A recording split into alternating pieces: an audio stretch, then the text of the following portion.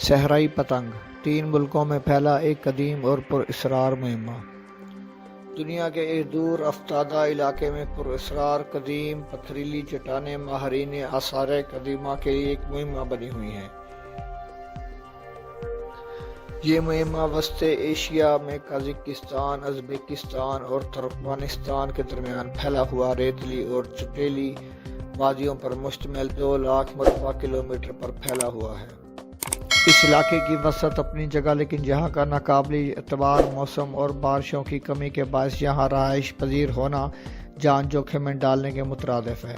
ایک جانب -40 ڈگری کی سردی اور دوسری طرف 40 ڈگری سینٹی گریڈ تک کی گرمی کو برداشت کرنا ہر کسی کے بس کی بات نہیں۔ اس لیے اس وسیع اور اس چٹیل میدان میں چند نیم خانہ بدوش قبائل ہی آباد ہیں، لیکن جب دیکھنے والوں کی نظر یہاں پر موجود ان ہزاروں پراسرار پتھریلی چٹانوں پر جاتی ہے جو جگہ جگہ کسی قدیم قلعے کی فصیل کی مانند سر اٹھائے کھڑی ہیں، تو ایک بار یہ سوچنے پر مجبور کرتی ہیں کہ کسی گزرے زمانے میں یہاں پر تمام تر نامساعد حالات کے باوجود کوئی قوم مقیم تھی جو انہیں ایک ایسی پہیلی کی شکل میں چھوڑ گئی جسے سلجھانا ماہرین آثار قدیمہ کے لیے بھی آسان نہیں۔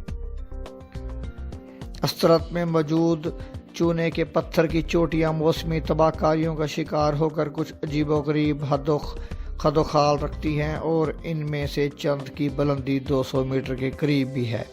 مقامی زبان میں ان کو چنک کہا جاتا ہے۔ اس علاقے میں بارش نایاب ہے، لیکن اگر کبھی بارش برسے تو یہاں کثرت سے پھیلے عارضی نمکین گھڑے جھیل کا روپ دھار لیتے ہیں۔ اس علاقے کے بارے میں کہا جاتا ہے کہ 21 ملین سال قبل یہ ایک ایسے سمندر کا حصہ تھا جس کا نام ٹینس تھا، جنہیں صحرائی پتنگ کہا جاتا ہے۔ یہ نام ان برطانوی اور فرانسیسی پائلٹوں کا دیا ہوا ہے جنہوں نے سن 1920 میں پہلی بار ہوا میں تیرتے ہوئے اس علاقے میں پتھروں کو دیکھا جو لمبی تیر نما شکلوں میں 2 سے 3 لائنوں میں مرتب ہو کر ایک بند گول گڑھے میں ختم ہو جاتی ہیں۔ گزشتہ 35 سال سے یہ صحرائی پتنگ نما پتھر ماہرین آثار قدیمہ کی توجہ کا مرکز بنے ہوئے ہیں۔ کچھ ماہرین کے مطابق یہ قدیم زمانے کے باسیوں کی رہائش گاہیں ہیں جنہیں کچھ کا خیال ہے کہ ان کو جانوروں کے لیے بنایا گیا تھا۔ ایک رائے یہ بھی ہے کہ شاید یہ عبادت گاہیں ہیں۔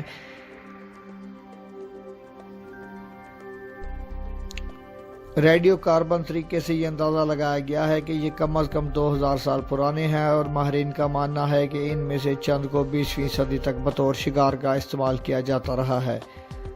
جس نظریے کو فی زمانہ سب سے زیادہ وزن دیا جاتا ہے وہ یہ ہے کہ یہ سلسلے وسطی ایشیا میں پائے جانے والے اس نایاب ہرن کی شکار گاہیں تھیں جو موسمی ہجرت کے دوران اس علاقے میں کثرت سے گزرتے تھے۔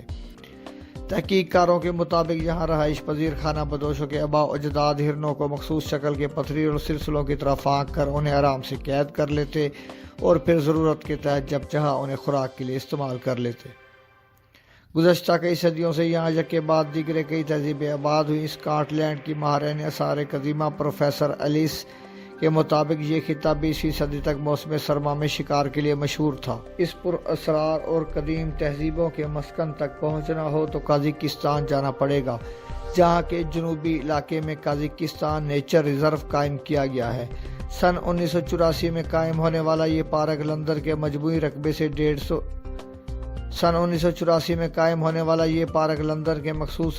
1.5 گنا بڑا ہے، جہاں 300 سے زیادہ انواع کے چرند پرند پائے جاتے ہیں، جن میں تلور، خارشت، نیولے اور جنگلی سور بھی شامل ہیں۔ لیکن اس پارک کا سب سے بڑا قیمتی سرمایہ ایک واحد ایرانی تیندوا ہے جسے پہلی بار سن 2018 میں دیکھا گیا، اور اب اس کے علاوہ پورے قازقستان میں اس نسل کے صرف 2 اور تیندوے پائے جاتے ہیں۔ سائنسدان اور ماہرین کی کوشش ہے کہ قازقستان کے اس نیچر ریزرو کو اب ازبکستان اور ترکمانستان تک بھی پھیلایا جائے۔ عالمی پتنگ نامی ریسرچ پروجیکٹ کے سربراہ ڈاکٹر ریمی کا تعلق فرانس سے ہے۔ ان کا ماننا ہے کہ ان پراسرار شکار گاہوں کو بنانے والوں کو ماحولیاتی آگاہ کاری اور سماجی تعاون درکار تھا۔ ان کے مطابق اس علاقے کو محفوظ بنانے سے اس بات کو سمجھنے میں مدد ملے گی کہ ہم سے پہلے لوگوں نے موسم اور ماحولیات کا کیسے سامنا کیا۔ ماہرین کی رائے میں اگر اس علاقے کو کثیر ملکی کوششوں سے محفوظ بنا لیا جاتا ہے تو یونیسکو کی جانب سے عالمی ورثہ قرار دینے میں بھی مدد ملے گی، جس کا فائدہ یہ ہوگا کہ اس علاقے کو خراب ہونے سے بچانے کے لیے مزید فنڈ کی فراہمی آسان ہو جائے گی۔ اگر آپ کو آج کی ویڈیو پسند آئی ہو تو اسے لائک کمنٹ اور شیئر ضرور کیجیے گا۔ اگر آپ نے ابھی تک میرا چینل سبسکرائب نہیں کیا تو برائے مہربانی میرا چینل سبسکرائب کر دیں اور ساتھ میں موجود گھنٹی کا بٹن بھی دبا دیں۔